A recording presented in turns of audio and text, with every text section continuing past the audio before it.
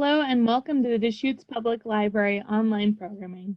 I'm Laurel Westendorf, part of the Community Relations team. Today's presentation is Boots, Bikes, and Boats, exploring hiking, biking, and boating options in Eastern Oregon with Oregon Desert Trail Coordinator Renee Patrick. Renee joined Oregon Natural Desert Association in 2015 to further develop the Oregon Desert Trail. She is responsible for establishing the 750-mile Oregon Desert Trail, shaping its future and inspiring others to get out and explore the high desert as much as possible. In addition, Renee leads ONDA's Independent Stewardship Program and is working to educate and inspire others to experience our desert landscapes responsibly. Thank you so much for sharing your knowledge with us, Renee. Happy to be here. Okay, let's jump into the presentation. I'm really excited to share some of the tips and places that I've enjoyed playing in and hiking in and exploring since I've started working at the Oregon Natural Desert Association. So I have been primarily working to establish the Oregon Desert Trail, as was mentioned. And so I've spent the last 4.5 years not only hiking and boating some of the 750-mile long route, but getting out there and just exploring the nooks and crannies of our public lands east of Bend. So to give you a little overview, the Oregon Desert Trail is 750 miles long, and it starts right outside of Bend in the Badlands Wilderness, and it traverses some really stunning places in Oregon's high desert. Some of those places are the Steens Mountain Wilderness, the Abert Rim, and the Owyhee Canyon lands. So you may be wondering, why did a conservation organization want to create a long distance hiking route? Well, really, it was trying to find a way to engage folks who like to enjoy quiet recreation, so that's non-motorized recreation, in these incredible public lands and try to connect them to the conservation work we've been doing for over 30 years in this landscape. So some of the ways we do that at ONDA are to protect, defend, and restore Eastern Oregon landscapes. And so you may be familiar with some of our stewardship work, but we take volunteers out into the desert and do things like remove fences that might hamper animal migration, or retrofit those fences and removing the barbed wire from the top and the bottom with smooth wire so that animals jumping over or under won't get hung up. We also do important public lands monitoring for things like the greater sage grouse. And we hold a lot of restoration trips and plant things like trees and native plants along desert rivers and creeks. So today I'm going to talk about two aspects of our work. One, connecting people to the landscape through quiet recreation, and I have a lot of different trip ideas to share with you. And then tying that into some of the public lands protections that we're involved with at ONDA. So one of these opportunities to tie recreation to conservation happened recently with our Oregon Senator Wyden's nomination process. So over the winter, he asked Oregonians to weigh in and nominate rivers for consideration in an upcoming bill to protect more of these waterways as wild and scenic rivers. So I looked east and I looked at the Oregon Desert Trail corridor and then where the water was and where these unprotected rivers and creeks were. And what struck me was that we do a good job of hitting the water sources that are available in the desert, but also that there were 51 different unprotected waterways. And so through his nomination process, I nominated all 51. Now he'll be introducing legislation and we'll find out what the thousands of Oregonians who weighed in had to say and what this bill will contain. So that will be very exciting. Now, before I jump into the actual locations and trip ideas, I want to talk about recreating with respect. And so as we encourage folks to head out to the desert and experience these places, we want you to keep in mind these other factors. One, the wildlife. So there are places on our public lands that have very sensitive wildlife, and it's important to know that there may be seasonal closures, and that's for perhaps nesting raptors or different animals in their sensitive life cycles. And so we may want to recreate a certain place at a certain time, but it might not always be appropriate for the good of the wildlife. Next is the ecological health of the landscape. So you'll soon discover that there aren't many developed recreation resources in Eastern Oregon.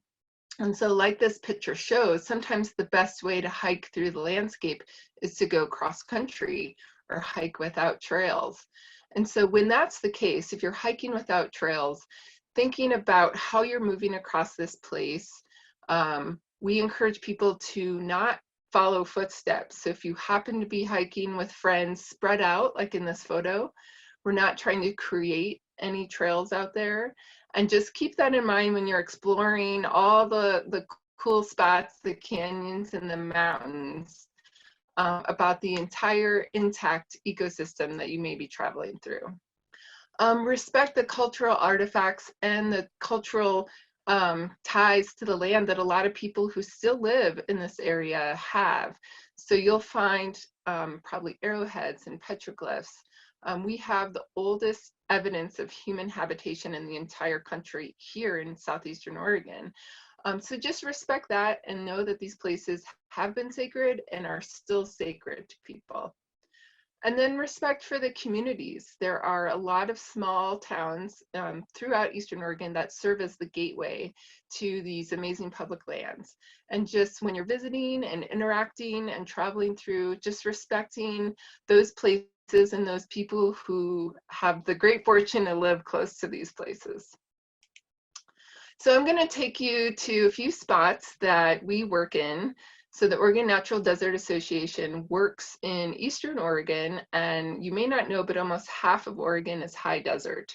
So we are all the way up working in the John Day River Basin, which flows into the Columbia River, down through Central Oregon, and then in the far southeast corner at the Owyhee Canyonlands area. So to give you some perspective, I've highlighted the Oregon Desert Trail here. So this route, if you choose to travel along this route, it will hit several or many of the places we work in. And so this talk actually today is going to go beyond just the Oregon Desert Trail and bring you some trip ideas up in the John Day River Basin as well. So we'll go to the Fremont-Winema National Forest, to the John Day River Basin, to the Steens Mountain Wilderness, and then the Owyhee Canyonlands area. So really at the heart of all of this, of encouraging you to head out east and explore these places, is the fact that we think to know Oregon's desert is to love it.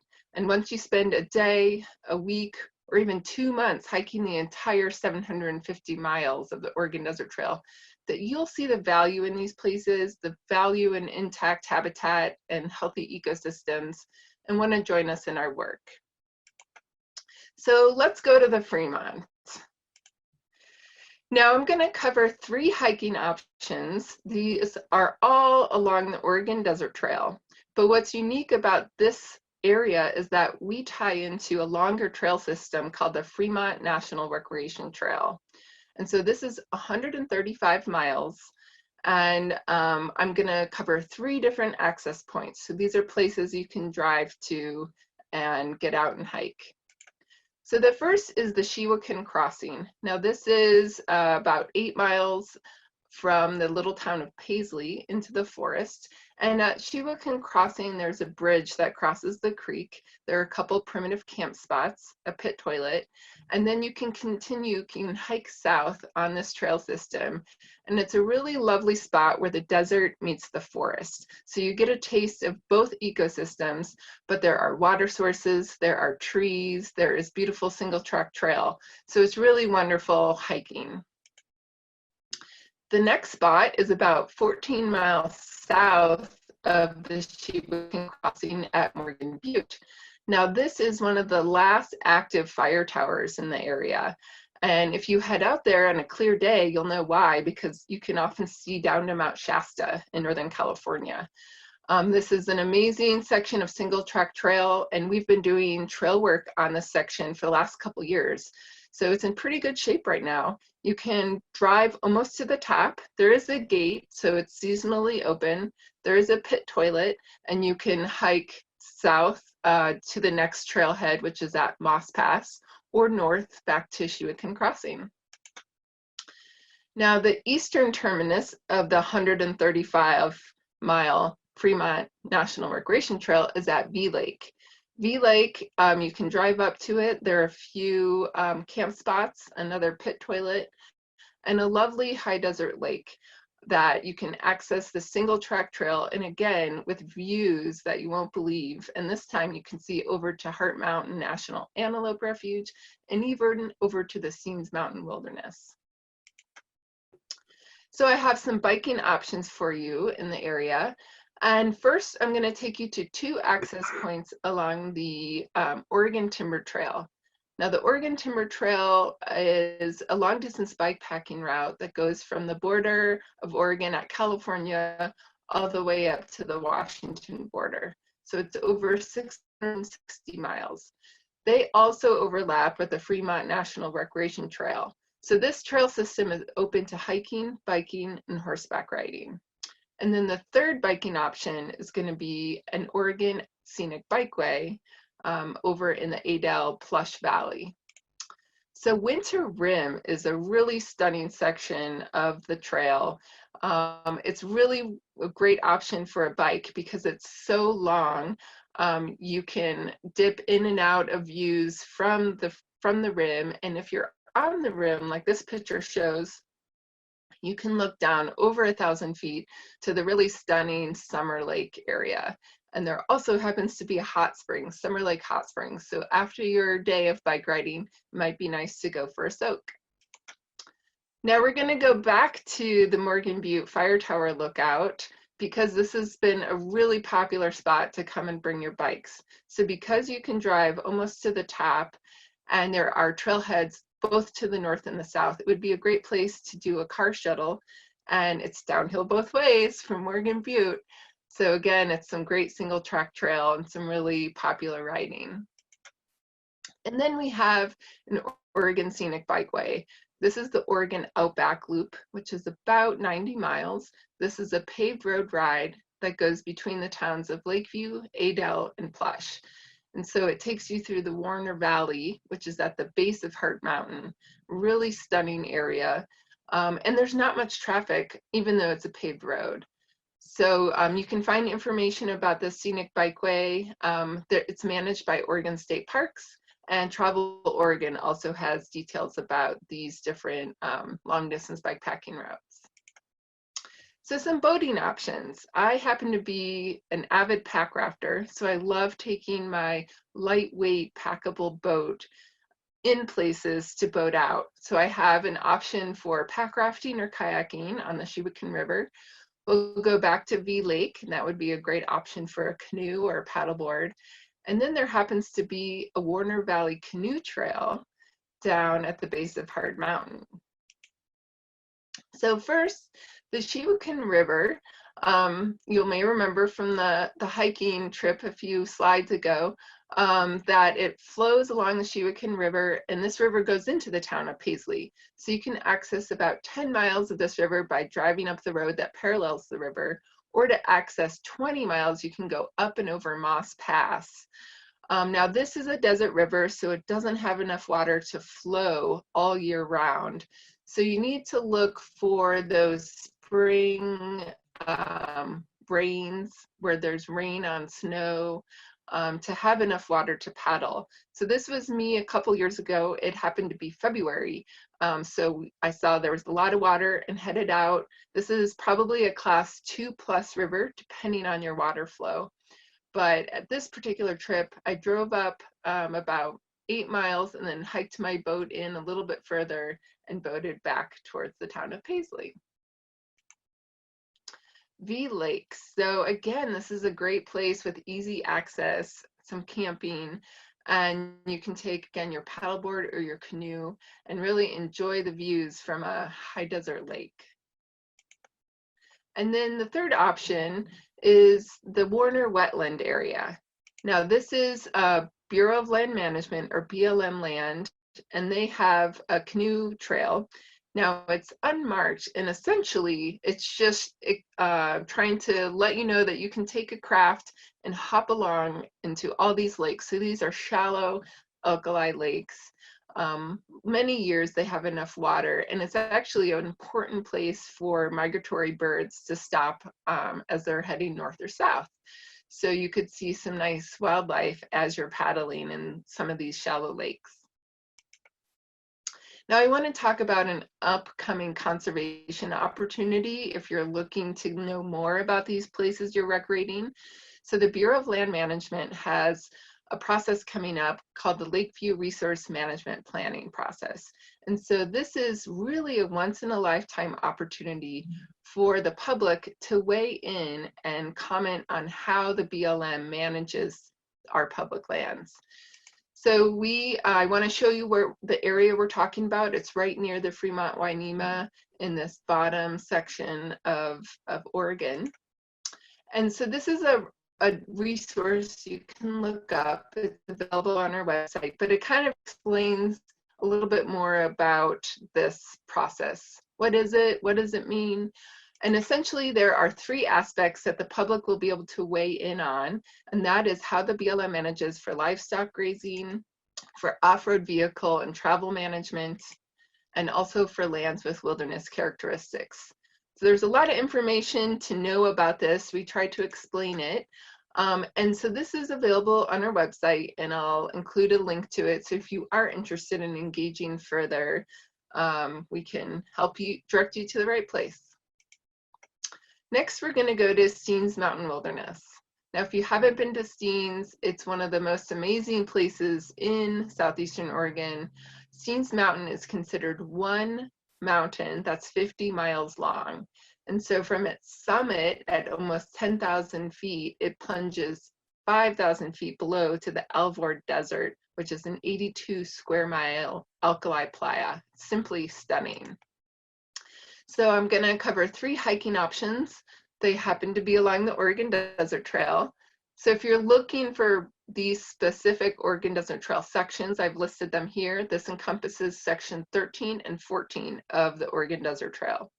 So we'll go to the Blitzen River Trail, to Big Indian Gorge Trail, and then to the Wild Horse Lake Trail. Now, the Blitzen River Trail goes along a wild and scenic river, the Donner and Blitzen River, and this is just a few miles from the small town of French Glen, Oregon.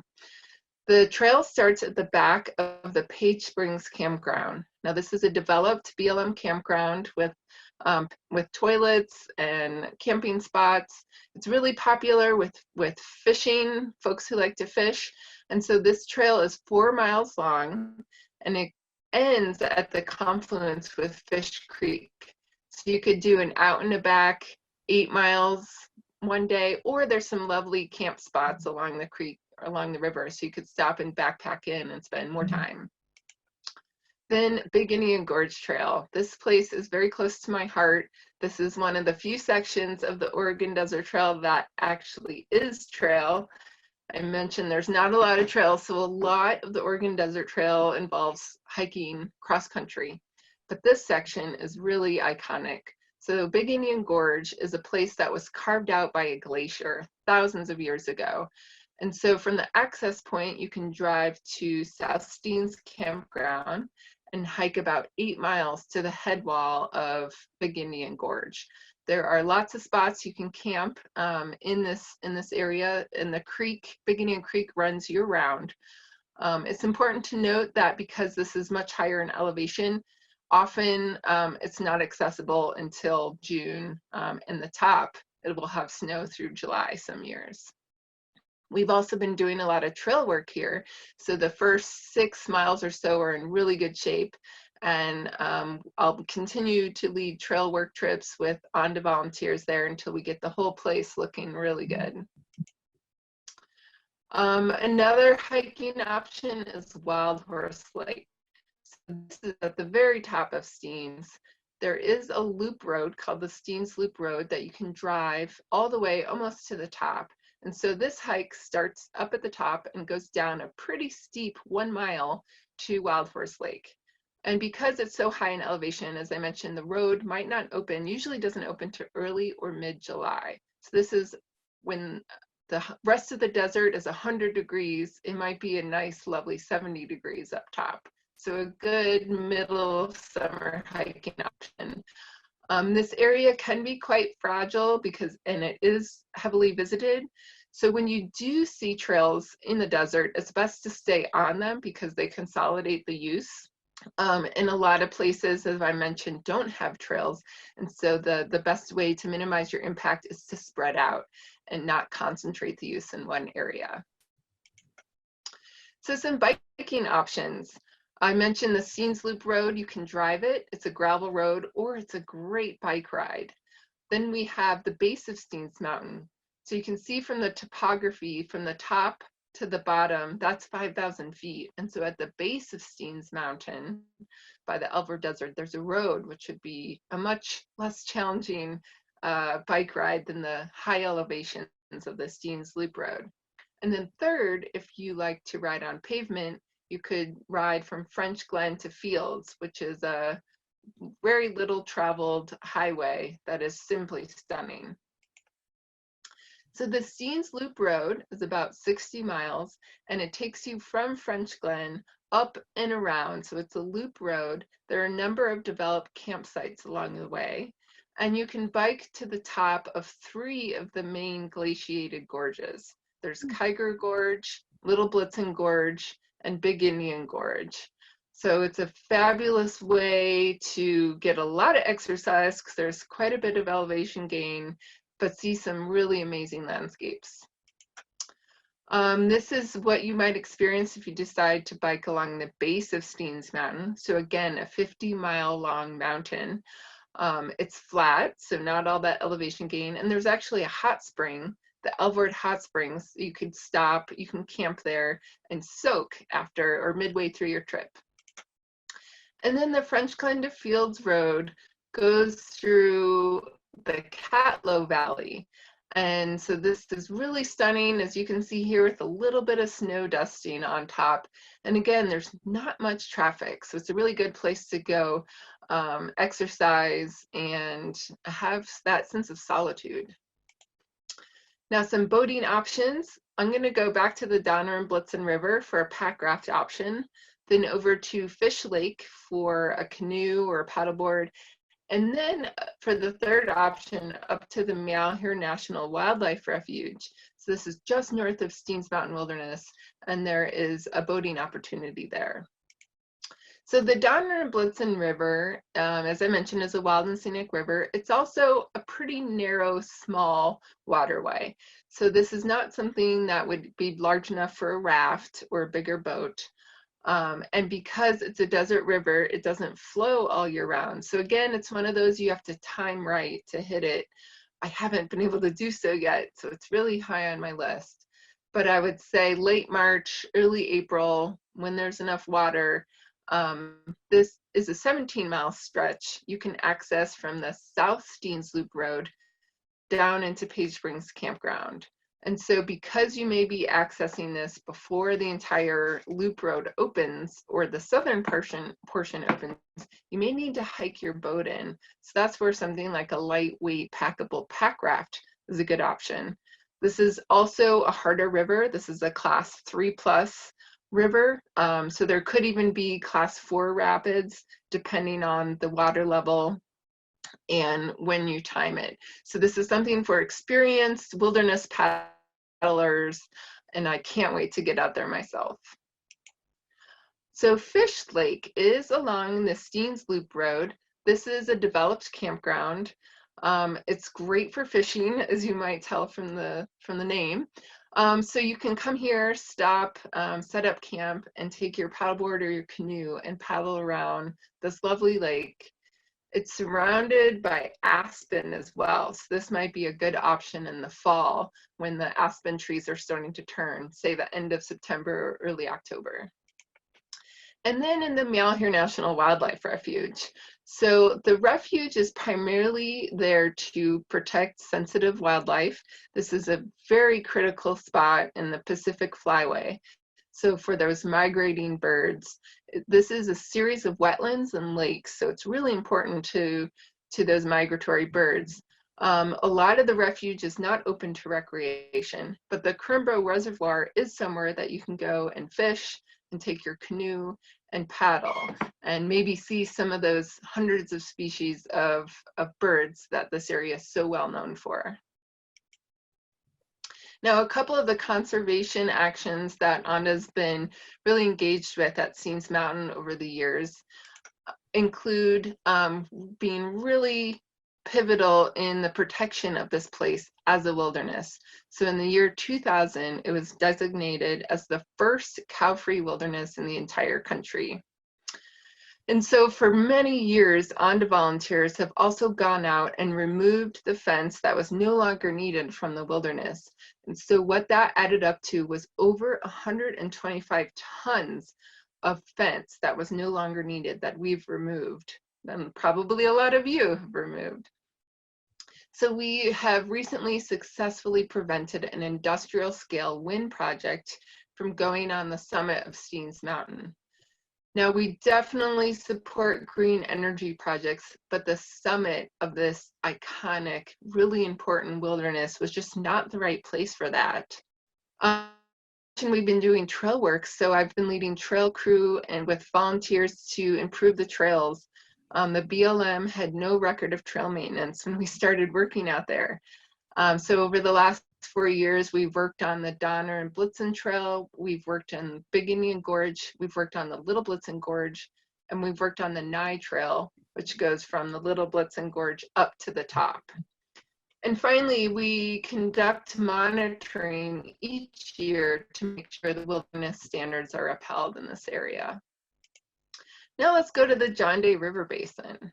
Now the Oregon Desert Trail doesn't go through here, but I happen to love exploring these rivers and places, and the John Day River is the longest undammed river in Oregon, so it has a big significance for the ecological health of this place. Now, 3 hiking options I'll cover are the John Day Fossil Beds, down to Spring Basin Wilderness, and Sutton Mountain. So the John Day Fossil Beds, these are considered, there are 3 units of a national monument. So the Clarno unit, pictured here, is one. Painted Hills, you may have heard of, is another. And Sheep Rock, the Sheep Rock unit, is the third, which has a really interesting museum about the fossil history and archaeology done around that area. But the Clarno unit, this is just a few miles from the little town of Clarno on the banks of the John Day River.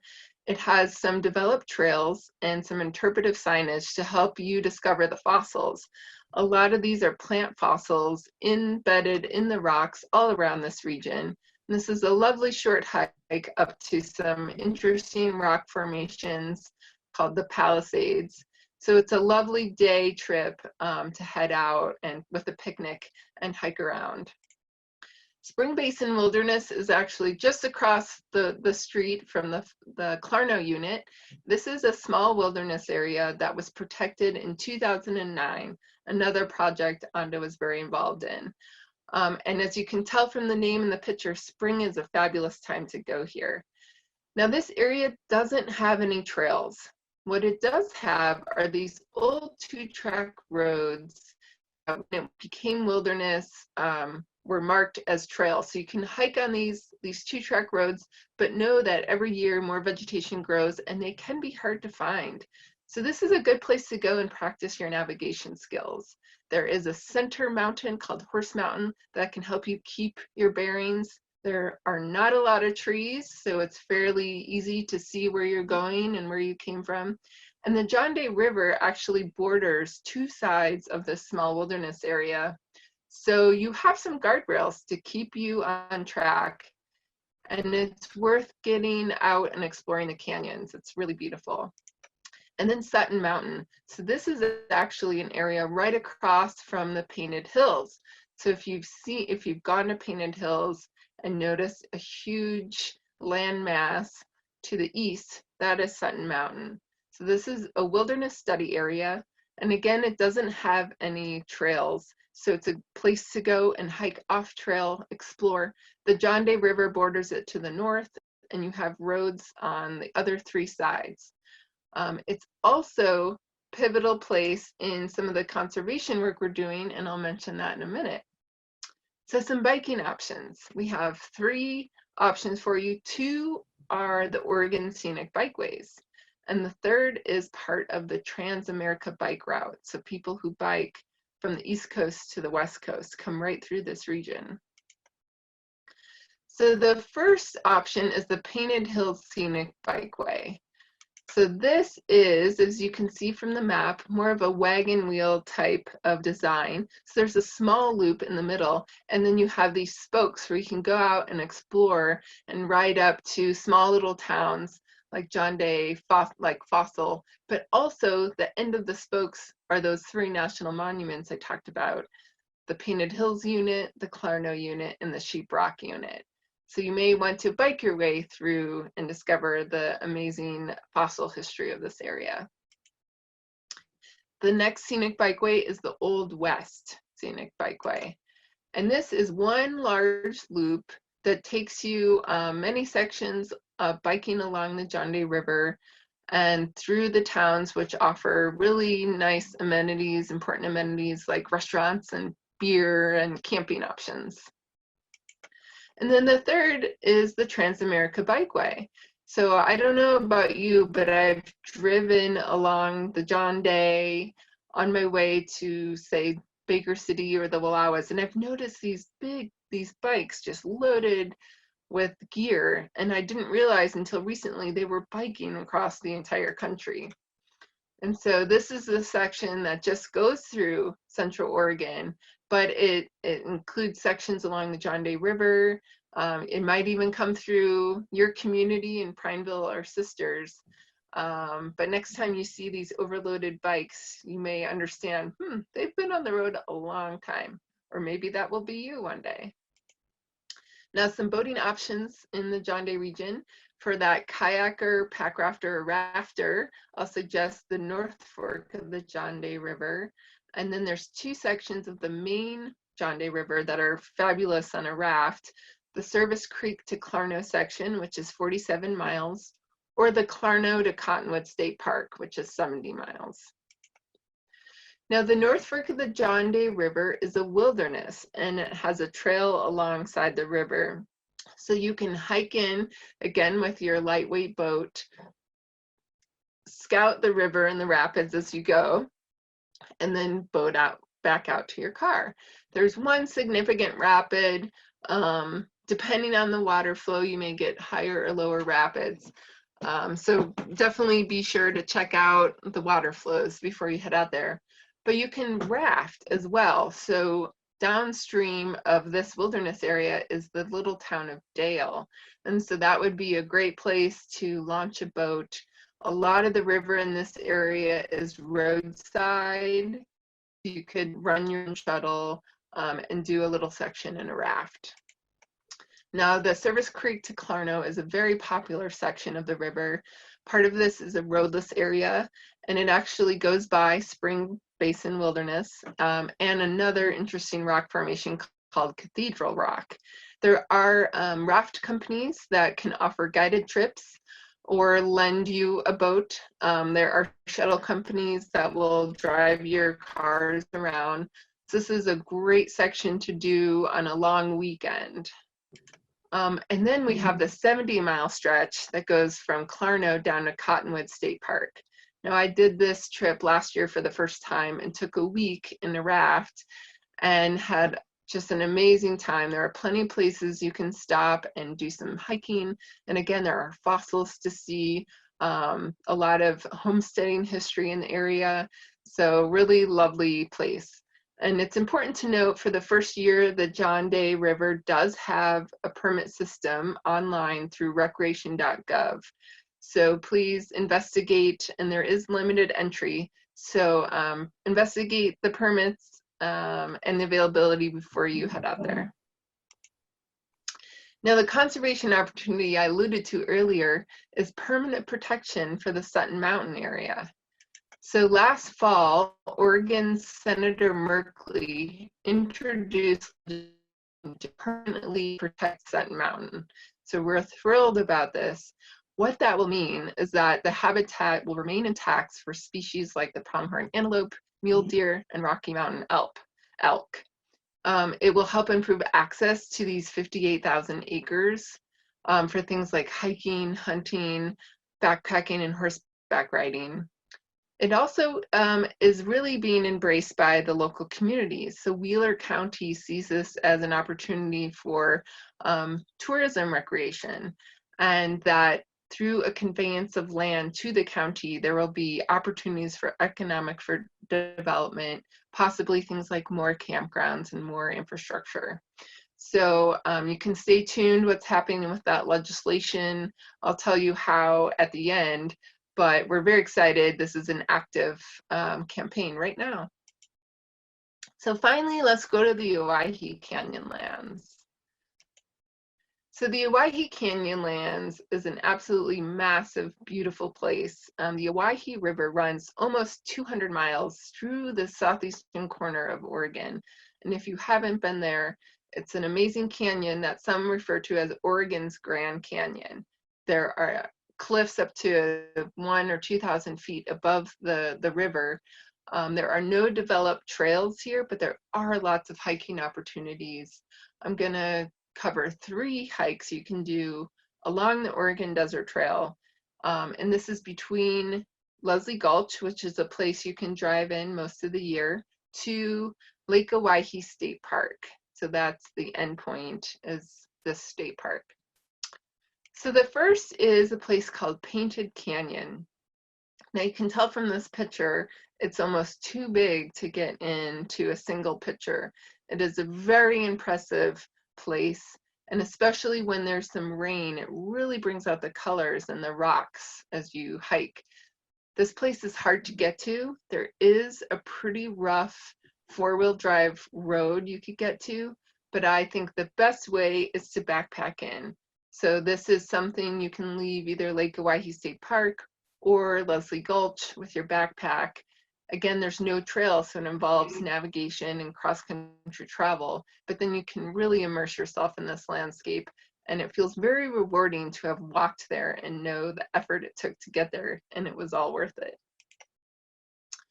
So Juniper Gulch is based out of Leslie Gulch that you can, again, drive to, and there is a trailhead here.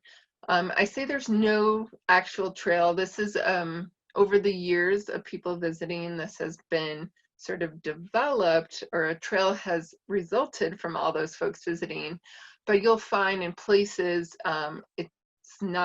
doesn't have the right grades, or it may be a little eroded. That's because it just appeared over time and has been adopted as a trail. So this trail goes a couple miles from where you can park up Juniper Gulch, and it's incredible, the rock formations you'll see, the colors, the wildlife. It's a really lovely day hike. Now the next gulch over, so gulches are really canyons, and so the next gulch over is a place called Timber Gulch, and there are no trails in here, and it's a fairly small canyon, but incredible geology, wildflowers, and this is a place you just want to spend time and poke around and go slow and look close. Now some biking options. So there's a paved road ride, the Owyhee Reservoir Road. A dirt option would be biking between Sucker Creek and Leslie Gulch. And then a third, more remote and extreme option would be down almost at the Nevada border, biking from Highway 95 to a place called Anderson Crossing, which is near the headwaters of the Owyhee River. So the first ride is along the road that takes you into Lake Owyhee State Park. There's a hot springs called Snively Hot Springs. And so it's about, I think, 16 miles from the hot springs to the state park. There are a number of campgrounds in the state park. Again, it's important to look at the regulations and see what's open before you head there. This is a pretty windy, scenic road. So you'll want to be aware of the cars that may pass you that are looking at the canyon and not at the road. But it's a fabulous place to ride your bike because you need to go slow to take it all in. So riding from Sucker Creek to Leslie Gulch, these are dirt roads. Sucker Creek has some primitive camping. It's another really lovely spot with some almost year-round water in the creek. And it takes you through some of the parts of the Owyhee that aren't right on the river or the reservoir. So again, a great glimpse into the geology. And you may not realize, but the Owyhee Canyonlands was formed by the hotspot that is currently under Yellowstone. So as land has moved, shifted, the hotspot has moved over, or the land has moved. So the same works of nature that are forming Yellowstone did form the Owyhee thousands of years ago. And then that third option I said is biking from Highway 95 down by McDermott, Nevada, over to Anderson Crossing, which is an amazing, almost slot canyon. So a lot of it is through the sagebrush, what we like to call the sagebrush sea. And then you get down, there's some lovely primitive camping spots at Anderson Crossing. And it's just a really lush, rich place for habitat and for the environment. So some boating options. You could take a sea kayak or paddleboard to the reservoir. Now the Owyhee Reservoir is considered about 50 miles long, so a lot of flat water you could paddle. And then if you like to kayak or raft, there's a section of the Owyhee River from Rome to the takeout at Birch Creek. It's about 48 miles. And then for those who like that extreme end of things, you could do a hike and a pack raft up between 5 Bar, which is where the West Little Owyhee meets the main river, to Three Forks, which is the confluence of 3 different forks of the Owyhee River. Now the Owyhee Reservoir, again, you can access this from Lake Owyhee State Park. There are a couple boat launches there. Great place to take your sea kayak because this is such a long river and you can paddle and take out and explore some of these really interesting side canyons. For the rafters, Rome to Birch Creek, there are a number of rafting companies that offer guided trips. So if you want an expert rower and folks who know a lot about the natural history and the geology, I would highly recommend that. There are some bigger rapids. There's at least one class 4 and a lot of class 3s. So if that paddling level is in your repertoire, you can go self-supported or you can join a guided trip. And then for the, again, more adventurous, you can drive to Three Forks. The drop into the river is really rough, really rugged, may not be suitable for all vehicles. If you have to, you can park up top and walk down. There are a few primitive camp spots there. And then if you follow the Oregon Desert Trail materials, this is section 21, you can hike your boat overland, again, a lightweight inflatable pack raft, 9 miles from where you park at Three Forks. You can hike it, and then you can put on the river at 5 Bar and float 11 miles back to your car. Now, there aren't any significant rapids here. It's a pretty mellow stretch. There are some warm springs that come in, and one very popular warm spring right by Three Forks. It's really important to take out of the river at Three Forks because there are some class 4 and 5 rapids right around the corner that you don't want to get swept into unless that's your plan. Now I want to talk about another current conservation opportunity in the Owyhee region.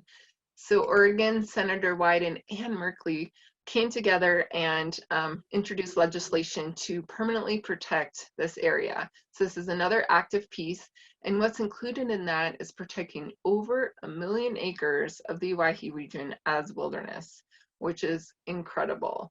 And so what that protects are the cultural sites, the dark night skies, so you can see the stars in the Milky Way better in southeastern Oregon than most places in the country because it has very little light pollution.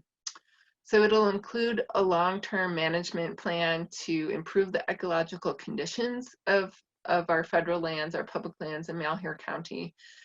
And we are at ONDA are working very hard to ensure that this bill, which is S2828, is a landmark conservation win for the Owyhee and for Oregon. So those are the trip ideas I had to share with you, and I just want to circle back and encourage you to head out and recreate with respect. And we have a whole list of tips, specific tips that will help keep you safe and help you have a great time out there. That's on our website, onda.org/safety tips. So I encourage you to take a look at that. Also want to mention it's very important to follow leave no trace principles as you're out there to make a light impact or little to no impact as you can when you're out there. It's also important to think about safety when you head out. These are very remote landscapes and a hospital or tow truck could be very, very far away. And so this is 10 Essentials system was developed by a group called the Mountaineers. And these things help you think through, can you respond positively to an accident or an emergency? So these are lists of things and systems to think through before you head out. I think this is a really important part. I want to give you some driving tips, again, because these places are so remote. And you can get into quite a pickle if you're not prepared. So some really important things to know.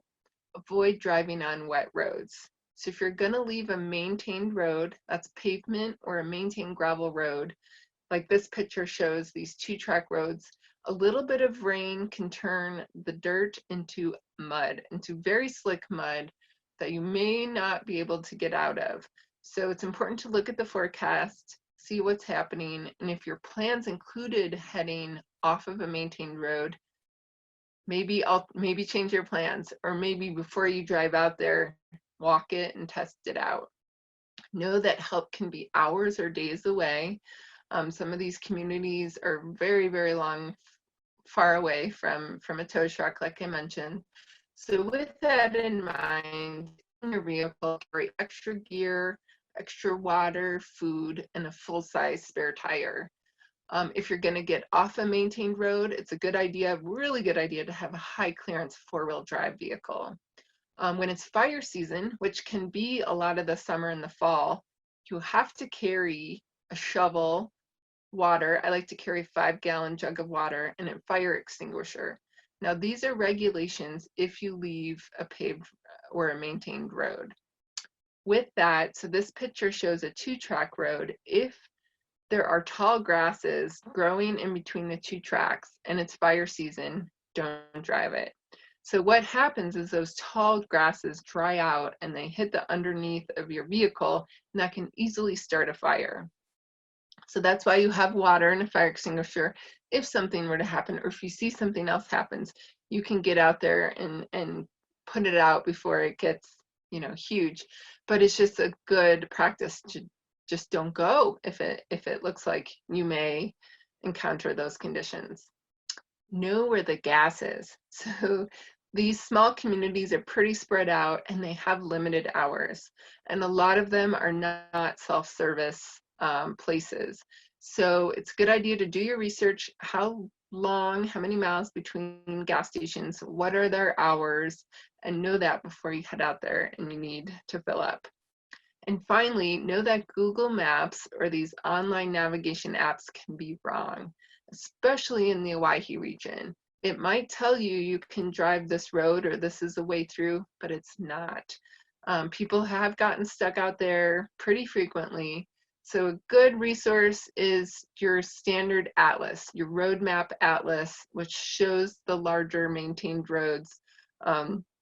Or do some research, because not all roads are passable, especially seasonally. Like a spring snowmelt could take out a road or create a big ditch where one wasn't before. So again, I think the whole theme of this is do some research before you head out.